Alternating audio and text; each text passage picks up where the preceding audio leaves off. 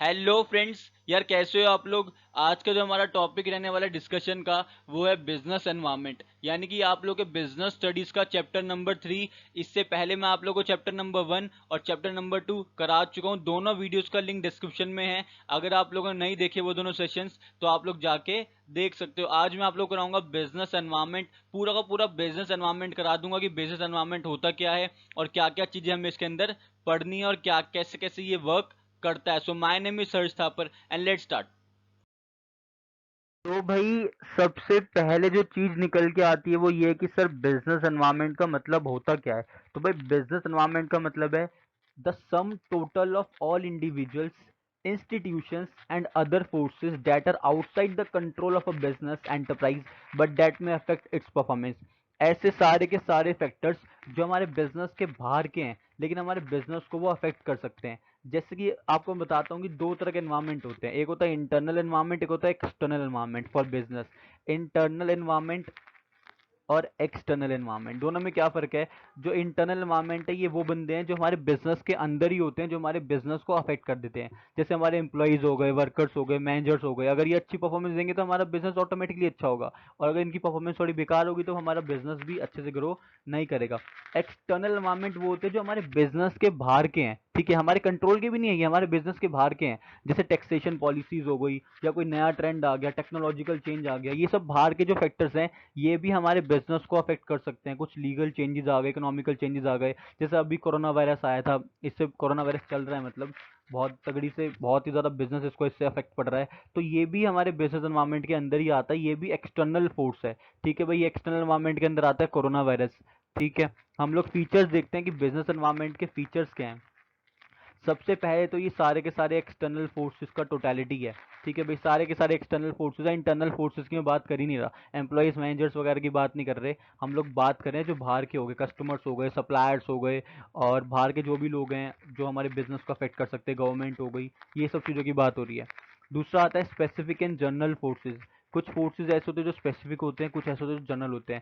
जैसे customer suppliers तो हर business में होंगे ही होंगे, तो वो हो गए स्पेसिफिक फोर्सेज। कुछ होते हैं जनरल फोर्सेज, जैसे गवर्नमेंट वगैरह हो, ये ज़्यादातर इंटरवीन नहीं करती बिजनेसेस में, लेकिन कभी कभार रूल्स एंड रेगुलेशंस आते हैं जो आपके बिजनेस को अफेक्ट कर सकते हैं, तो वो हमारे जनरल फोर्सेज के अंदर आते हैं। इंटर रिलेटेडनेस, तो ये इंटर रिलेटेडनेस होते हैं हमारे बिजनेस के साथ। सारे के सारे जो ये बिजनेस एनवायरनमेंट के कंपोनेंट्स होते हैं इंटर, एक दूसरे से जुड़े होते हैं।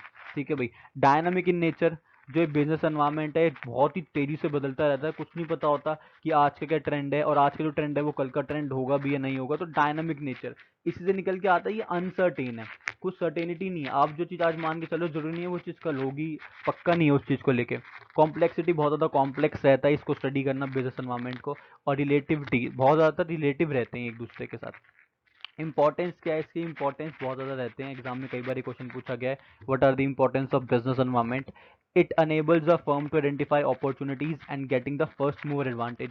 जिस भी मैनेजर ने बिजनेस एनवायरनमेंट को अच्छे से स्टडी कर लिया ना, उसको पहला एक मूवर एडवांटेज मिल जाएगा बाकी बिजनेसेस के कंपैरिजन में।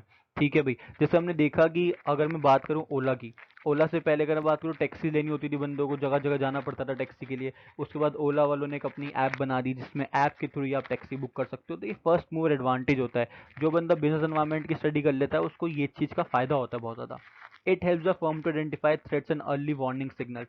अगर आप बिजनेस एनवायरनमेंट की स्टडी रेगुलर करते हो तो आपको अर्ली वार्निंग सिग्नल्स, थ्रेट्स, सब कुछ पता लग जाते हैं।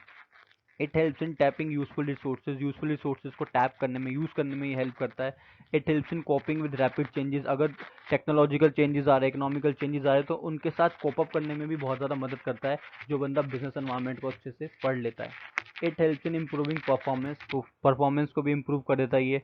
It helps in assisting in planning and policy formulation, planning और पॉलिसी फॉर्मुलेशन में भी ये काम आता है। नेक्स्ट जो चीज़ आती है कि सर हमारे डायमेंशंस बताओ कौन कौन से होते हैं बिजनेस एनवायरनमेंट के। तो हमारे ये 5 डायमेंशंस है बिजनेस एनवायरनमेंट के: economic environment, social environment, technological environment, political environment और लीगल एनवायरनमेंट। एक एक करके पढ़ते हैं और देखते हैं कि हमारे बिजनेस को ये कैसे अफेक्ट कर सकते हैं। इकोनॉमिक एनवायरनमेंट की अगर बात करूँ तो यहाँ पे सारी की सारी टैक्सेशन पॉलिसीज होगी, मनी से रिलेटेड सारी की सारी चीज़ें यहाँ पे आती हैं। अगर टैक्सेस ज़्यादा हो गए या कोई भी किसी भी चीज़ पे टैक्स ज़्यादा हो रहा है तो इससे हमारे बिजनेस को फ़र्क पड़ेगा ही पड़ेगा, ऑब्वियस सी बात है।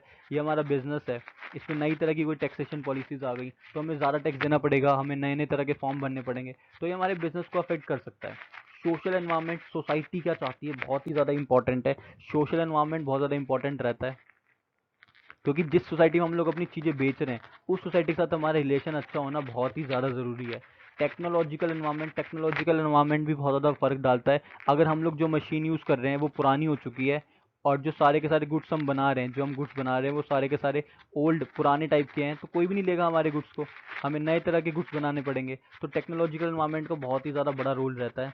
पॉलिटिकल एनवायरनमेंट, पॉलिटिकल स्टेबिलिटी है या नहीं है कंट्री में, का जो पहले स्टेट गवर्नमेंट थी वही अब स्टेट गवर्नमेंट है, उससे बहुत ज़्यादा फर्क पड़ता है क्योंकि नए नए रूल्स एंड रेगुलेशंस आते रहते हैं। लीगल एनवायरनमेंट का बहुत बड़ा रोल है।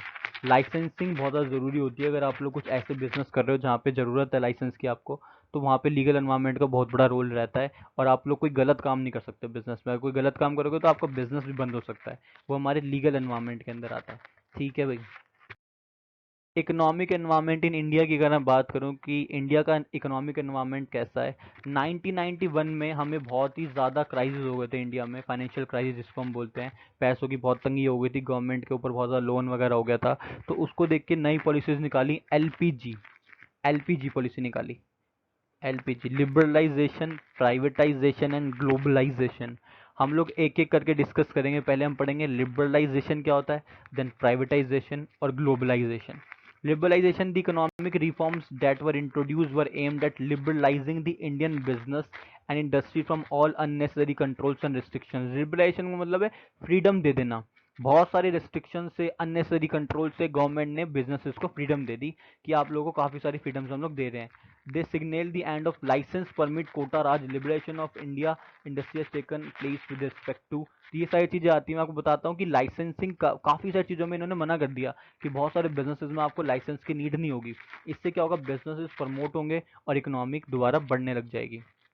क्या क्या चीज़ें आती हैं, abolishing licensing requirement in most of the industries except a short list.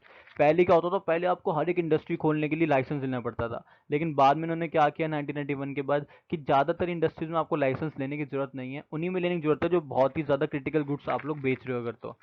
Freedom in deciding the scale of business activities, आप लोग खुद डिसाइड कर सकते हो कि आपके बिजनेस एक्टिविटीज का स्केल क्या होगा। बड़ा बिजनेस करना है बड़ा करो, छोटा बिजनेस करना है छोटा बड़ा, वो आपके ऊपर डिपेंड करता है, कोई रिस्ट्रिक्शंस नहीं होगी इसके ऊपर।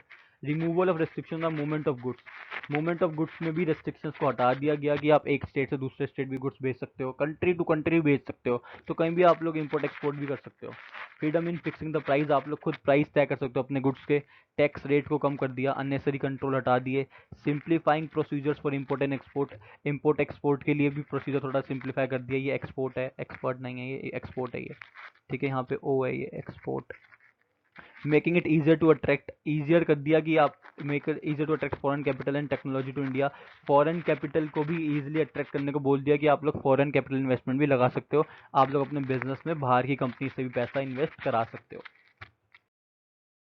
प्राइवेटाइजेशन का मतलब क्या होता है कि गवर्नमेंट अपने फर्म्स, अपने अंडरटेकिंग्स को प्राइवेट कंपनीज को बेच देती है, उसको हम बोलते हैं प्राइवेटाइजेशन, जो कि 1991 के बाद हुआ था। The new set of economic reforms aim at giving greater role to the public, to the private sector in the nation building process and a reduce role to the public sector. Public sector का role कम कर दिया, private sector का role बढ़ा दिया कि private sector ज़्यादा चीज़ें कर सकते हैं। This was a reversal of the development strategy pursued so far by Indian planners. To achieve this, the government redefined the role of public sector in new industry policy of 1991, adopted the policy of planned disinvestment। Actually हुआ क्या था उस time पे, जो public sector undertakings थी जिसको हम PSUs बोलते हैं, पब्लिक सेक्टर अंडरटेकिंग्स, वो क्या, वो प्राइवेट होनी शुरू हो गई। वो पब्लिक सेक्टर अंडरटेकिंग्स को उन्होंने प्राइवेटाइज करना शुरू कर दिया, प्राइवेट कंपनीज को बेचना शुरू कर दिया पब्लिक सेक्टर अंडरटेकिंग्स को। अब क्वेश्चन ये निकल के आता है कि पब्लिक सेक्टर अंडरटेकिंग्स क्या होती है, प्राइवेट सेक्टर अंडरटेकिंग्स क्या होती है। ऐसी अंडरटेकिंग्स जिसमें 51% शेयर्स अगर गवर्नमेंट के हैं तो हम उसको बोलते हैं पब्लिक सेक्टर अंडरटेकिंग, और अगर 51% शेयर प्राइवेट कंपनी के किसी, तो उसको हम बोलते हैं प्राइवेट इंडस्ट्री बोल देते हैं, उसको प्राइवेट सेक्टर बोल देते हैं। ठीक है भाई। तो नेक्स्ट जो हमारा आता है वो है ग्लोबलाइजेशन। ग्लोबलाइजेशन होता क्या है, पहले ये चीज समझ लेते हैं। Globalisation means the integration of the various economies of the world leading towards the emergence of a cohesive global economy. या ग्लोबलाइजेशन का मतलब होता है इंटीग्रेशन कराना। इंटीग्रेशन मीन्स एक कंट्री को बाकी सारी कंट्रीज के साथ अटैच कराना, यानी कि इंपोर्ट और एक्सपोर्ट कराना। आप अगर कोई भी चीज दूसरी कंट्री को बेचते हो तो उसको हम बोलते हैं एक्सपोर्ट करना। अगर आप किसी भी कंट्री से कोई चीज लेते हो उसको हम बोलते हैं इंपोर्ट कराना। इंपोर्ट एक्सपोर्ट से क्या होता है, दोनों देशों की जो इनकम होती है वो बढ़ जाती है। लेकिन 1991 तक की अगर हम बात करूं तो गवर्नमेंट ऑफ इंडिया ने स्ट्रिक्टली रेगुलेट किया था इस चीज को, इंपोर्ट एक्सपोर्ट को, कि इंपोर्ट और एक्सपोर्ट ना करा जाए ज्यादा। रीजन भी बता रखा है। रीजन मैं आपको बताता हूँ कि सरकार जो थी 1991 से पहले वो इकोनॉमिक्स वाली नहीं थी। इकोनॉमिक्स पे ज्यादा ध्यान उन्होंने नहीं दिया कि इंडिया की इकोनॉमी कैसे चलेगी, क्या होगा, इन सब चीजों पे उन्होंने ध्यान नहीं दिया। इन्होंने तीन चीजें करी जिससे क्या हुआ, इंपोर्ट एक्सपोर्ट कम हो गए। लाइसेंसिंग कर दी इंपोर्ट्स पे कि कोई बंदा इंपोर्ट नहीं करेगा। टैरिफ रेस्ट्रिक्शंस लगा दिए, क्वांटिटेटिव रेस्ट्रिक्शंस लगा दिए कि ज्यादा क्वांटिटी आप लोग नहीं दे सकते, और भी बहुत सारे रेस्ट्रिक्शंस इन्होंने लगाए कि आप इंपोर्ट एक्सपोर्ट ना कर पाओ। लेकिन जो न्यू इकोनॉमिक पॉलिसी आई थी उसमें ये था कि हमें क्या करना है, हमें देश के लोगों को लिबरल कराना है।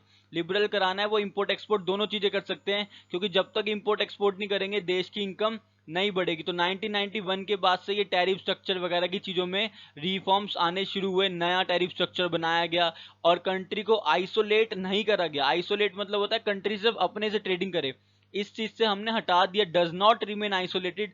अब इंडिया बाकी कंट्रीज के साथ भी इंपोर्ट एक्सपोर्ट कर सकता है, चीजों को बेच सकता है, खरीद सकता है, ताकि इंडिया की जो जीडीपी है बढ़ जाए, इंडिया की नेशनल इनकम बढ़ जाए।